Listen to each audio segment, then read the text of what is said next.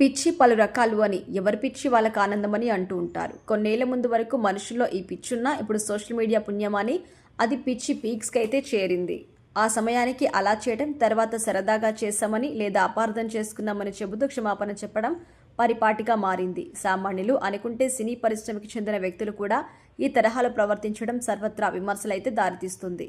ఒక ప్రముఖ మలయాళ నటి పెళ్ళై కుమారుడు ఉన్న తన బెస్ట్ ఫ్రెండ్కి ఆలయంలో తాళి కట్టి వివాహం చేసుకుంది. అంతేకాకుండా తాను కూడా సదరు ఫ్రెండ్తో తాళి కట్టించుకుంది. తర్వాత వారిద్దరూ ఆలయంలో ఒకరికొకరు మరొకరు ముద్దులతో ముంచెత్తుకోవడం, కౌగిలించుకోవడం అబ్బో నెక్స్ట్ లెవెల్ అనుకోవచ్చు. ఈ తతంగమంతా కూడా చిన్న పిల్లాడు అయిన తన ఫ్రెండ్ కుమారుడు ముందే జరుగుతోంది. అది కూడా ఆలయంలో జరుగుతుంది అనే విషయం ఆ నటి కానీ ఆమె ఫ్రెండ్ కానీ పట్టించుకోలేదు.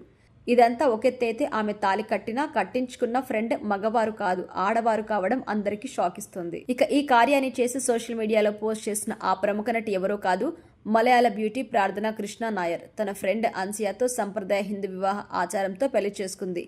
మెడలో తాళి కట్టుకుంటూ దండలు మార్చుకున్నారు. సామాజిక మాధ్యమాల్లో ఈ వీడియో వైరల్ అయింది.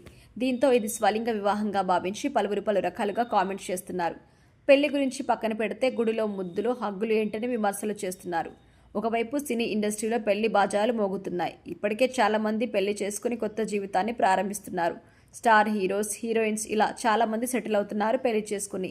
ఈ తరుణంలో ఈ తరహా ఏంటి అని ఫుల్గా ట్రోల్స్ చేస్తున్నారు. ఈ విషయంపై ప్రార్థన క్లారిటీ ఇచ్చింది. ఆ వీడియో సరదాగా పోస్ట్ చేసిన వీడియో మాత్రమే అని, నిజమైన వివాహం కాదు అని వెల్లడించింది. ఇది కేవలం షూట్ మాత్రమే అని, ఇతర పరిశ్రమల నటినట్లు ఇన్స్టాగ్రామ్లో చేసిన ట్రెండ్ను ఫాలో అవుతూ అలా చేశామంటూ చెప్పారు.